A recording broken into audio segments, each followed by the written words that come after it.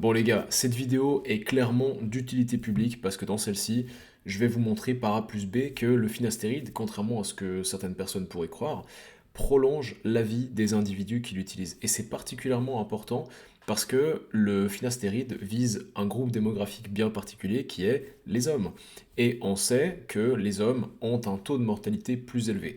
Et ce pour plusieurs raisons différentes. Peut-être que c'est dû au fait que, alors, âme sensible, je suis désolé du terme, mais peut-être que c'est dû au fait que 75% des personnes qui se ôtent elles-mêmes la vie, les personnes qui se suicident, sont des hommes. 75% des suicides sont commis par des hommes. Les taux de cancer sont généralement plus élevés chez les hommes. Et pareil pour les maladies cardiovasculaires. Et également, évidemment, les hommes prennent généralement plus de risques. Ça, c'est bien connu. Donc, tous ces facteurs-là pourraient expliquer pourquoi est-ce que les hommes ont un taux de mortalité plus élevé que les femmes. Mais dans cette vidéo, je vais me concentrer principalement sur deux facteurs qui sont également les deux facteurs de mortalité les plus répandus chez les humains, non seulement chez les hommes, mais également chez les femmes. Et ces facteurs sont bien sûr les maladies cardiovasculaires, qui est le tueur numéro un de l'humanité, et bien sûr les cancers, qui est la deuxième cause, si je ne me trompe pas, de mortalité chez les humains. Et j'ai bien sûr un script devant moi, et je suis désolé pour l'angle qui est à 45 degrés, c'est juste que j'ai une fenêtre juste là à côté, et du coup ça cause un espèce de contre-jour comme ça qui fait qu'on voit pas trop ma gueule, donc c'est pas très esthétique. Donc voilà.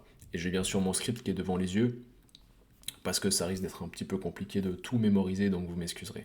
Alors, pourquoi est-ce que je fais l'analogie, enfin pourquoi est-ce que je fais le lien entre finastéride et risque de mortalité par maladie cardiovasculaire et par cancer? On va déjà commencer par la partie cancer, et plus précisément par le cancer le plus répandu chez les hommes, qui est le cancer de la prostate. Parce que, tu le sais sûrement, mais le finastéride, c'est un inhibiteur de 5-alpha-réductase qui est prescrit principalement pour deux raisons qui sont, numéro un, la calvitie masculine, qui est le sujet principal de ma chaîne, même si de base c'était le sport, mais bon, voilà, des fois la vie ne se passe pas exactement comme prévu. Et deuxième cas de figure, deuxième pathologie qui peut être traitée par le finastéride, ça va être l'hyperplasie bénigne de la prostate, qui est en fait une hypertrophie de la prostate causée justement par la DHT, la dihydrotestostérone, qui est synthétisée à base de testostérone via la conversion avec l'enzyme 5-alpha-réductase. Donc, quel est le rapport exactement entre hyperplasie bénigne de la prostate et cancer de la prostate? En fait, il n'y a aucun lien entre ces deux pathologies. Un homme qui a un cancer de la prostate n'est pas forcément atteint d'hyperplasie bénigne de la prostate, et vice-versa. Un homme qui a une hyperplasie bénigne de la prostate n'est pas forcément touché par un cancer de la prostate. Il n'y a pas vraiment de lien entre les deux.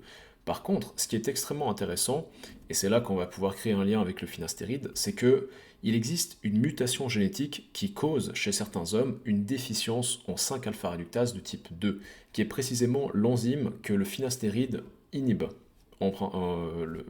majoritairement. Il y a également une légère inhibition de la 5-alpha-réductase de type 3 et de la 5-alpha-réductase de type 1 en infime quantité, mais l'enzyme principalement réduite par le finastéride, enfin l'isoenzyme, ça va être la 5-alpha-réductase de type 2. Et on sait que chez les personnes qui sont naturellement déficientes en 5-alpha-réductase de type 2, ces hommes-là ne développent ni calvitie, ni hyperplasie bénigne de la prostate, ni même cancer de la prostate. Et c'est ce qui permet de faire le lien entre DHT et développement du cancer de la prostate. Et donc cette hypothèse de départ a poussé des chercheurs à faire une étude qui s'appelle le Prostate Cancer Prevention Trial. Et en gros, cette étude a été menée sur une durée de 7 ans sur 19 000 personnes, 19 000 hommes testés de 55 ans et plus, et donc séparés en deux groupes, un groupe placebo et un groupe qui utilisait du finastéride 5 mg. Et donc le but de cette étude était de déterminer si oui ou non le finastéride réduisait les risques de cancer de la prostate. Et il s'avère qu'il y avait une réduction du risque relatif, je précise bien relatif, parce qu'il y a une nuance entre les deux qui est très importante. Donc la réduction du risque relatif de cancer de la prostate chez les hommes utilisant du finastéride était de 24,8%, soit environ 25%. Donc ça veut dire que les hommes qui prennent du finastéride ont 25% de chances de moins d'avoir un cancer de la prostate comparé aux hommes qui ne prennent pas de finastéride. Mais en réalité, la réduction du risque absolu est de 4%. Qu'est-ce que ça veut dire? Ça veut dire que les hommes de 55 ans et plus ont 25% de chances d'avoir un cancer de la prostate. Et les hommes qui prennent du finastéride à 55 ans et plus ont 16% de chances de développer un cancer de la prostate. Donc la réduction passée de 25% à 16%, effectivement la réduction relative est de 25%, vu que 16 représente environ le 75% de 25, ouais c'est ça 25, mais la réduction absolue est de 4% parce qu'on passe de 25 à 16% de chance d'avoir un cancer de la prostate en prenant du finastéride. Donc j'espère que ça c'est clair. Mais en comparaison, pour mettre ça, donc les chercheurs ont mis ça en perspective avec l'utilisation de statines pour réduire les risques de mortalité par crise cardiaque. Et les statines réduisent donc la réduction absolue de taux de mortalité à cause de la crise cardiaque en utilisant des statines est de 1%. Ça veut dire que quand tu utilises des statines, tu as une réduction absolue de mourir, une réduction absolue des risques de mort par crise cardiaque de 1%. Donc ce que ça veut dire, c'est que le finastéride est clairement une option viable pour prévenir les risques de cancer de la prostate, qui est tout aussi, on va dire, pertinente que l'utilisation de statines pour réduire les risques de mort par crise cardiaque. Donc ça veut dire que clairement, il y a quelque chose de significatif là-dedans, il y a une piste à exploiter. Sauf que il y a eu, les chercheurs ont trouvé une corrélation qui a inquiété, on va dire, le grand public, qui est que effectivement les risques de cancer de la prostate réduisent avec le finastéride, mais les risques de cancer de la prostate de haut grade, parce qu'il y a deux types de cancer de la prostate, tu as le cancer de la prostate de bas grade et le cancer de la prostate de haut grade, et apparemment le finastéride, selon l'étude qui a été menée ici, augmente légèrement les risques de cancer de haut grade, ou en tout cas augmente la proportion de cas observés de cancer de la prostate de haut grade chez les hommes qui prennent du finastéride. Et donc cette découverte a poussé la FDA à ajouter dans sa liste d'effets secondaires, dans sa liste d'avertissements pour le finastéride, une augmentation des risques de cancer de la prostate de haut grade. Sauf que, avec des recherches, donc avec les recherches suivantes, ces mêmes chercheurs, cette même équipe de chercheurs, a démontré que, en réalité, l'augmentation de détection de cancer de la prostate de haut grade chez les utilisateurs du finastéride n'était pas due à une augmentation des risques à cause du finastéride, mais plutôt à une augmentation de la fiabilité des tests pour détecter un cancer de la prostate de haut grade. Qu'est-ce que ça veut dire ? Pour comprendre ce phénomène, il faut comprendre que pour déterminer la présence d'un cancer, on va, dans un premier temps, bien sûr, observer les symptômes. Si on a un homme face à nous qui a un âge propice au développement d'un cancer de la prostate, donc 55 ans, 60 ans et plus, et qui en plus de ça a des symptômes type saignement lorsqu'il urine, ou peut-être dans la semence, présence de sang dans la semence, ou bien difficulté à uriner, des choses comme ça, là, on va procéder à un test de détection de PSA. Prostate Specific Antigen, qui est donc une présence de protéines. C'est une protéine qui est spécifique à la prostate. Qu'est-ce que ça veut dire ? Ça veut dire que les tissus prostatiques produisent cette protéine, tu vois, cancéreux ou pas. Et passer un certain stade, passer un certain niveau de cette protéine dans le sang, on va pouvoir déterminer si oui ou non tu as des chances d'avoir un cancer ou pas. En général, au-dessus de 5 nanogrammes par décilitre, quelque chose comme ça. 5, je ne sais plus ce que c'est l'unité exactement. Là, tu as des chances d'avoir un cancer de la prostate. Mais ce qu'il faut comprendre, c'est que quand tu prends du finastéride, tu réduis en fait ta présence de PSA, parce que, comme je l'ai dit, tous les tissus prostatiques produisent des PSA, cancéreux ou pas. Et étant donné que le finastéride réduit le volume de la prostate, il réduit également la production de PSA, en général de 50%. Donc ce qui se passe, c'est que quand tu réajustes les valeurs du PSA en prenant en compte le fait que la personne utilise du finastéride, il y a en réalité une réduction de 30%, une réduction relative de 30% des risques de cancer de la prostate de haut grade chez les utilisateurs de finastéride. Et ça, bien sûr, personne n'en parle, on préfère parler de ce qu'on lit sur des forums avec des sources qui sont pas du tout vérifiées, et ça, justement, dans l'auteur de l'article en parle en disant que, parce que donc, suite à l'article, il y a une section interview sur le site en tout cas de Harvard, et l'auteur explique que même si par la suite on a trouvé qu'en réalité le finastéride réduit considérablement les risques de cancer de la prostate de haut grade, étant donné que la première impression c'était que le finastéride augmente les risques de cancer de la prostate, le grand public a pris peur, et étant donné que l'humain est influençable et qu'on peut lui faire croire absolument tout ce qu'on veut, et qu'en général l'humain va toujours se focaliser sur une première observation négative, tu vois, en tout cas il va toujours se focaliser sur le négatif, c'est une manière que l'humain trouve comme ça de se protéger, et ben c'est très compliqué de faire changer la tendance et de faire comprendre aux gens que en réalité le finastéride n'augmente pas mais réduit les risques de cancer de la prostate.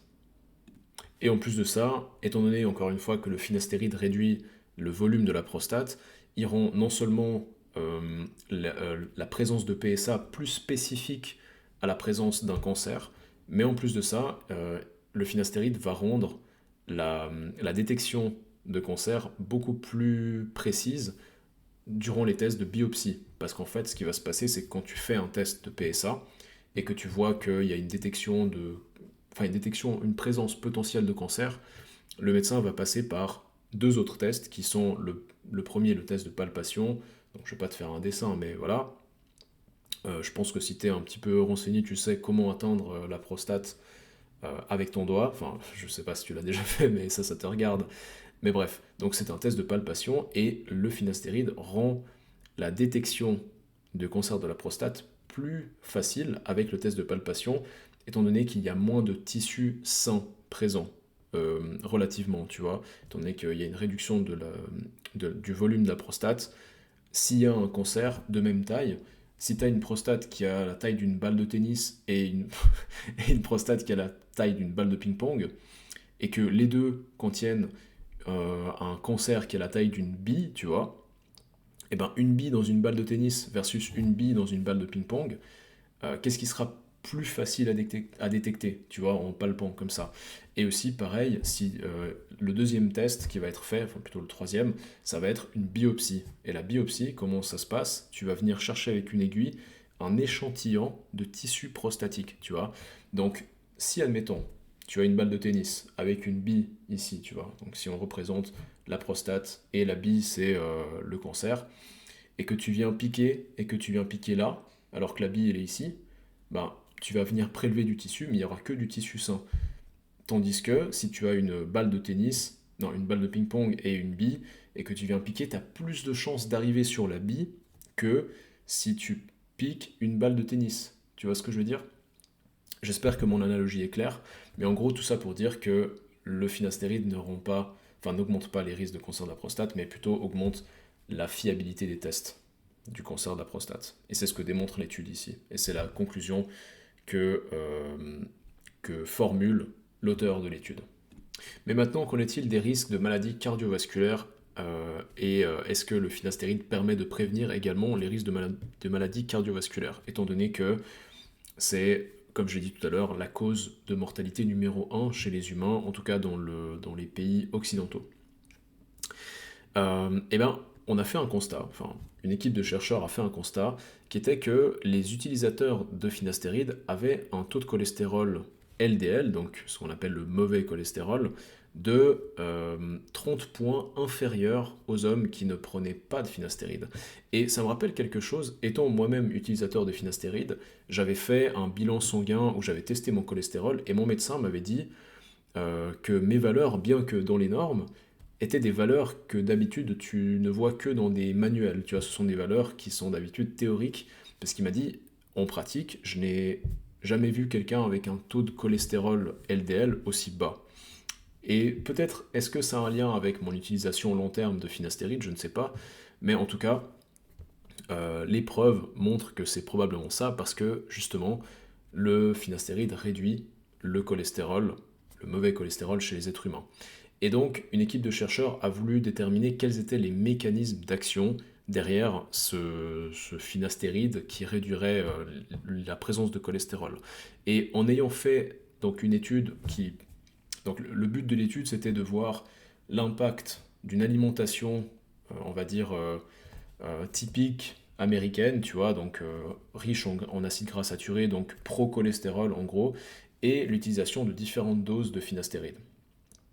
Et cette étude a démontré une corrélation proportionnelle à la dose d'une réduction de tous les marqueurs qui, qui permettraient de, comment dire, de signaler une présence excessive de cholestérol et surtout une augmentation de l'activité métabolique du foie propice à l'évacuation du mauvais cholestérol. Donc en gros, ça veut dire quoi? Ça veut dire qu'il y avait une réduction des marqueurs d'inflammation qui sont généralement corrélés à une trop haute présence de cholestérol sur les artères. Et en plus de ça, une augmentation de l'activité hépatique, l'activité du foie, liée à l'évacuation, à l'élimination du mauvais cholestérol. Donc tout ça porte à croire que le finastéride a un effet bénéfique sur le métabolisme du cholestérol. Mais plus important encore, ça va être l'effet du finastéride sur le cœur spécifiquement, donc sur les tissus cardiaques. Parce que, on le sait, hein, statistiquement, les hommes ont plus de maladies cardiovasculaires. Donc proportionnellement, il y a plus d'hommes que de femmes qui ont des maladies cardiovasculaires. Et en général, quand un homme et une femme ont la même maladie cardiovasculaire, en général, l'homme s'en sort toujours moins bien. Et donc, encore une fois, une équipe de chercheurs a tenté de démontrer à quoi est-ce que c'était dû. Et l'hypothèse de départ, c'était que probablement ça a à voir avec la différence des hormones sexuelles. C'est-à-dire que les hommes produisent plus d'androgènes que les femmes, et les femmes ont plus d'oestrogènes que les hommes, en gros. Et qu'est-ce que ça veut dire? Les androgènes, ce sont les hormones masculines, notamment les deux principales, testostérone et dihydrotestostérone, la fameuse qui est inhibée par l'utilisation de finastéride. Et les oestrogènes sont les hormones féminisantes, donc la principale étant estradiol 2, qui est la version d'estradiol la plus active sur les tissus, sur les récepteurs. Et apparemment, la, chez les hommes et les femmes qui ont ce qu'on appelle une hypertrophie ventriculaire gauche, qu'est-ce que ça veut dire? Si tu veux, le cœur il est divisé en 4 parties, tu as 2 oreillettes et 2 ventricules, et la ventricule gauche, c'est la ventricule qui permet de pulser le sang dans l'aorte. Et l'aorte, c'est ensuite l'artère, on va dire c'est l'artère de toutes les artères, parce que c'est la première artère qui ensuite se ramifie dans tout le corps pour venir amener le sang riche en oxygène, puis ensuite tu as un retour veineux, et ensuite tu as la ventricule, ça devient compliqué, ça passe par l'oreillette droite, qui ensuite propulse le sang vers la ventricule droite, qui elle propulse le sang vers l'artère pulmonaire, qui ensuite propulse le sang, cette fois-ci pauvre en oxygène, dans les poumons, qui vient se charger en oxygène, qui revient par la veine pulmonaire, et ainsi de suite, tu vois. Donc, si tu as une hypertrophie du ventricule gauche, ça veut dire que tu as potentiellement de la difficulté à pulser le sang dans l'aorte, tu vois. Et en général, c'est dû à, par exemple, un manque d'élasticité dans l'aorte, ou bien donc des problèmes, par exemple, de constriction, des choses comme ça. Et donc, apparemment, les hommes qui ont une hypertrophie du ventricule gauche ont une hypertrophie plus importante que les femmes qui ont une hypertrophie du ventricule gauche. Mais encore plus important, encore plus intéressant ici, c'est que les personnes atteintes d'hypertrophie ventriculaire gauche ont une présence de 5-alpha-réductase dans les tissus du cœur qui est plus élevée que les personnes avec un cœur sain. Et donc l'hypothèse est née, étant donné qu'il y a plus de 5-alpha-réductase dans dans le cœur des personnes qui ont de l'hypertrophie ventriculaire, est-ce que ça veut dire que le finastéride pourrait traiter cette hypertrophie maligne et donc traiter les risques de complications avec cette hypertrophie ventriculaire. Notamment, quels sont les risques de complications? Ce sont tout simplement une insuffisance cardiaque, donc une incapacité du cœur à pulser le sang correctement parce qu'il s'est trop hypertrophié et il s'est entre guillemets fatigué. Voilà, c'est pas scientifique du tout, mais j'essaie de vulgariser un maximum. Et donc, une équipe de chercheurs a a mené une étude sur les souris, encore une fois, mais qui est visiblement extrapolable, en tout cas selon l'auteur de l'article, qui est extrapolable chez les humains. Donc l'étude, qu'est-ce qui a été fait dans l'étude? Donc premièrement, on a sélectionné donc deux groupes de souris, un groupe placebo, un groupe qui a utilisé du finastéride, et les deux groupes ont été soumis à ce qu'on appelle une constriction de l'aorte. Donc en fait, ce qui s'est passé, c'est que avec une aiguille, je ne sais pas exactement comment, je ne suis pas moi-même chercheur, mais en gros, les chercheurs ont réussi à causer une constriction de l'aorte chez les deux groupes en fait, de souris, et un des deux groupes a utilisé du finastéride. Et cette constriction de l'aorte était dans le but de forcer une hypertrophie du ventricule gauche. Comme je l'ai dit tout à l'heure, si tu as une constriction de l'aorte, le ventricule gauche va vouloir pulser plus fort pour pouvoir faire passer le sang dans le corps, sinon tu vas tout simplement mourir, tu vas avoir tes tissus qui vont se décomposer. Et donc le but c'était d'observer si le finastéride permettait de réduire les marqueurs de complications avec cette hypertrophie du ventricule gauche. Et ce qui a été démontré, c'est que après une semaine de constriction, donc une partie, donc le groupe finastéride a reçu du finastéride pendant 2 semaines, et ce qui a été démontré, c'est que le groupe finastéride a eu une réduction significative de l'hypertrophie de la ventricule gauche et surtout une amélioration de tous les paramètres de santé qui sont généralement liés à cette hypertrophie du ventricule gauche, du genre développement de fibrose dans les tissus cardiaques. Qu'est-ce que ça veut dire la fibrose? C'est tout simplement une augmentation de la proportion de fibres de collagène, donc qui sont des fibres plus dures, ce qui veut dire si tu as un tissu fibrosé, c'est un tissu qui va être moins souple, et donc pour le cœur c'est extrêmement mauvais parce que tu vas avoir une moins bonne capacité à pulser et à se contracter de manière fluide. Et plein d'autres marqueurs que je ne vais pas décrire ici parce que c'est de toute façon pas très pertinent pour le sujet de la vidéo et pour le but de la chaîne, mais tout simplement si on regarde la conclusion de l'article, l'auteur nous dit que le finastéride, qui est actuellement utilisé chez les patients pour traiter les maladies de la prostate, inverse puissamment l'hypertrophie cardiaque pathologique et la dysfonction chez les souris et pourrait être une option thérapeutique pour l'insuffisance cardiaque chez les êtres humains. Et il y a une autre étude qui permet d'observer la reconstruction des tissus cardiovasculaires, cardiaques, en gros juste des cellules musculaires qu'on appelle myocardes, donc dans le cœur, suite à un infarctus chez les souris. Et cette étude démontre que donc chez les souris qui ont pris du finastéride pendant 21 jours en commençant le traitement 7 jours après la chirurgie, donc il y a eu un arrêt cardiaque, il y a eu une chirurgie, et puis ensuite une partie des souris a été mise sous traitement au finastéride, exposée au finastéride, et il y a eu une réduction de DHT significative dans les tissus myocardiques, donc dans les fibres musculaires du cœur, et il y a eu une amélioration, encore une fois, de tous les marqueurs de reconstruction du tissu cardiaque suite à un infarctus. Donc notamment par exemple la revascularisation, parce que quand tu as un infarctus, ce qui se passe, c'est que le sang, entre guillemets, est mis sur pause. Donc les tissus cardiaques ne sont pas irrigués correctement, et donc tu as une partie des vaisseaux sanguins qui meurent tout simplement. Tu vois, vu que le cœur, c'est un tissu qui est extrêmement vascularisé, parce qu'il a besoin d'extrêmement beaucoup d'oxygène pour pouvoir fonctionner, c'est un muscle qui se contracte constamment, toute la journée, tous les jours, jusqu'à la fin de ta vie, sans jamais s'arrêter. Et donc, une fois qu'il s'arrête, eh ben, il y a plus assez d'irrigation, donc les cellules commencent à mourir. Et donc, il y a une dévascularisation, une mort des capillaires sanguins qui irriguent les cellules. Et avec l'utilisation de finastéride suite à un infarctus, il y a une meilleure revascularisation des tissus et une réduction, encore une fois, de la fibrose dans les tissus myocardiques.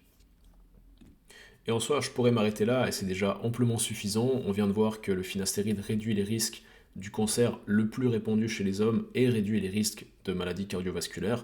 c'est littéralement prouvé scientifiquement et cliniquement, et c'est observé dans la vraie vie chez les vrais humains, tu vois, pas seulement chez les souris.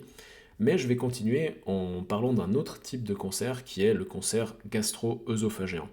Parce qu'il y a une étude qui a été menée, donc c'est une étude qu'on appelle cas témoin, qui met en relation euh, un certain nombre de cas de personnes qui ont eu un cancer gastro-œsophagien et des cas témoins, et qui démontre que chez les personnes qui utilisaient du finastéride, il y avait une réduction de 25% du risque de cancer gastro-œsophagien, et même chez les personnes, chez les hommes en fait, qui utilisaient du finastéride pendant 3 ans et plus, il y avait une réduction de 40 à 50% des risques de cancer gastro-œsophagien.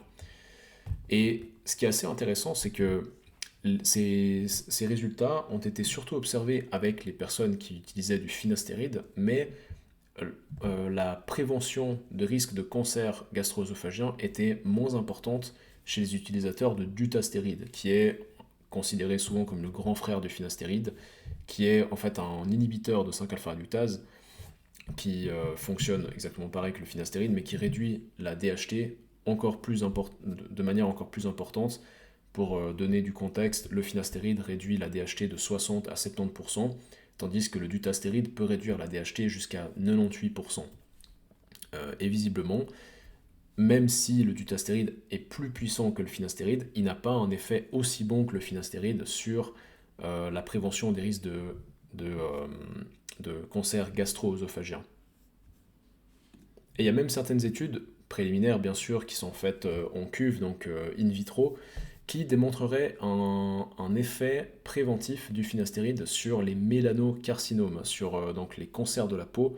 Apparemment, le finastéride réduirait les marqueurs qui seraient responsables du déclenchement du développement de cancer de la peau.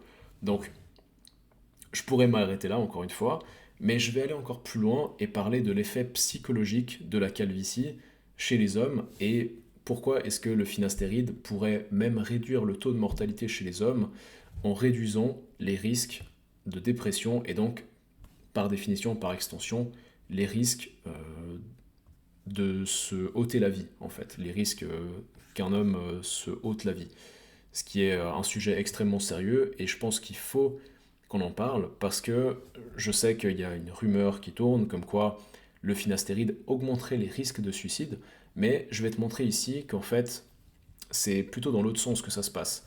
C'est que les hommes qui utilisent du finastéride, en général, sont des hommes qui ont une calvitie, tu vois, logiquement, ou alors qui ont de l'hyperplasie bénigne de la prostate. Deux pathologies qui sont extrêmement stressantes psychologiquement et qui peuvent en elles-mêmes augmenter les risques de quoi? De dépression et d'anxiété, et la dépression étant souvent malheureusement liée à des cas de suicide, on peut facilement se rendre compte que en réalité ce n'est pas le finastéride qui augmente les risques de suicide, mais que c'est plutôt la pathologie qu'on veut traiter avec le finastéride qui cause une augmentation des idées suicidaires, tu vois. Et il y a une étude qui a été menée qui a tenté de déterminer la différence donc, entre les résultats de tests d'anxiété et de dépression chez les personnes donc chez les hommes qui avaient une calvitie masculine versus les hommes qui n'avaient pas de calvitie. Et on voit que les scores d'anxiété et de dépression sont, pour les hommes qui ont une calvitie, respectivement, donc anxiété, le score est de 7,9 et dépression, le score est de 5,4. Tandis que chez les hommes qui ne sont pas atteints de calvitie masculine, le score d'anxiété était de 5,6 et le score de dépression était de 3,6. Donc clairement, les hommes atteints de calvitie masculine sont plus sujets à anxiété et à dépression que les hommes qui ne sont pas atteints de calvitie masculine. Et bien sûr, on va me dire que cette étude que je cite là et que je vais bien sûr, comme toutes les autres études d'ailleurs, hein, que je vais bien sûr citer en description, je ne sors pas toutes ces informations-là de nulle part, hein, c'est des vraies études hein, qui ont vraiment été, qui existent vraiment et que je vais citer en description de cette vidéo. Effectivement, l'étude a été faite sur 115 participants, dont 20 qui souffraient d'alopécie androgénétique, mais ça reste de toute façon un plus gros nombre que les études faites par le Post-Finastéride Syndrome Network, hein. Donc, dans tous les cas, Je pense que c'est si on croit autant fermement aux résultats des études du PFS, en tout cas si la population croit autant à ces études-là, on peut tout autant croire à cette étude qui est menée sur 115 participants, je pense. Mais surtout, ce qui est encore plus intéressant, ce qui a été en tout cas déterminé par des études, des études statistiques, on voit que en général, les hommes qui sont le plus affectés négativement, en tout cas psychologiquement, par la calvitie, ça va être les hommes justement qui n'ont pas de bons résultats avec les traitements. Et en plus de ça, les hommes qui ont une calvitie et qui sont plus, enfin, comment dire, les hommes qui vont chercher des traitements, comme par exemple toi et moi, les hommes qui vont tout faire en fait pour sauver leurs cheveux sont les hommes qui sont le plus impactés négativement psychologiquement par la calvitie, ce qui est logique, parce que les hommes qui s'en foutent de perdre leurs cheveux, ben, eux, ils n'ont pas autant d'anxiété causée par la calvitie que les hommes qui vont chercher des traitements. Sinon, s'ils n'avaient pas autant d'anxiété, ils n'iraient pas chercher des traitements, ils n'iraient pas se ruer sur des traitements expérimentaux comme par exemple le RU58841 s'ils n'étaient pas vraiment en détresse face à leur calvitie. Donc tout ça pour dire que le finastéride prolonge la vie des hommes qui l'utilisent. Et cette vidéo, bien que un petit peu longue, et je sais que j'ai tendance à me répéter, d'ailleurs je remercie la personne qui me l'a dit en commentaire, je sais que j'ai tendance parfois à me répéter et à divaguer lorsque je parle, mais j'espère vraiment que mon discours était clair. Je vais bien sûr te mettre, comme je l'ai dit, toutes les études que je viens de te présenter là en description, comme ça tu pourras aller lire les articles. Je t'encourage fortement à lire les articles que je cite. C'est pas parce que je dis des choses dans mes vidéos que tu dois prendre ça comme du gospel. Je suis pas un gourou, je suis juste un passeur d'informations. Donc si toi tu veux créer ta propre conclusion et même complémenter ce que je te dis avec des informations plus précises, plus profondes, va voir la description de ma vidéo pour aller lire les études que je te présente là. C'est hyper important pour ta propre connaissance de cette cause. Et, euh, et bien sûr, comme je l'ai dit, cette vidéo est d'utilité publique, donc fais en sorte de partager un maximum. Je dis pas ça pour farm l'algorithme, mais je dis ça vraiment parce que je sais que le finastéride a même risqué à un moment donné d'être banni du marché, et je pense que ce genre de contenu, comme celui que je viens de te produire là, permettrait d'éviter que la loi sur la pharmacovigilance commette une horrible connerie en, en, en interdisant l'utilisation de finastéride, qui est pourtant une molécule dont l'efficacité et comment dire, la sécurité a été prouvée, tu vois, et qu'en plus de ça, on voit que le finastéride peut réduire grandement les risques de maladies graves, tu vois, genre cancer et maladies cardiovasculaires, et même les risques de maladies mentales, les risques de troubles psychologiques de type dépression et anxiété. Donc voilà, partage un maximum. N'hésite pas à t'exprimer dans la barre des commentaires si tu as des questions, s'il y a des choses qui n'étaient pas claires dans ma vidéo, ou même si tu as d'autres sujets que tu voudrais que je traite dans de futures vidéos, d'autres sujets controversés. J'adore les sujets controversés, j'adore appuyer là où ça fait mal. Donc voilà, n'hésite pas à t'exprimer dans la barre des commentaires. Et en attendant la prochaine vidéo, moi je te dis à très bientôt.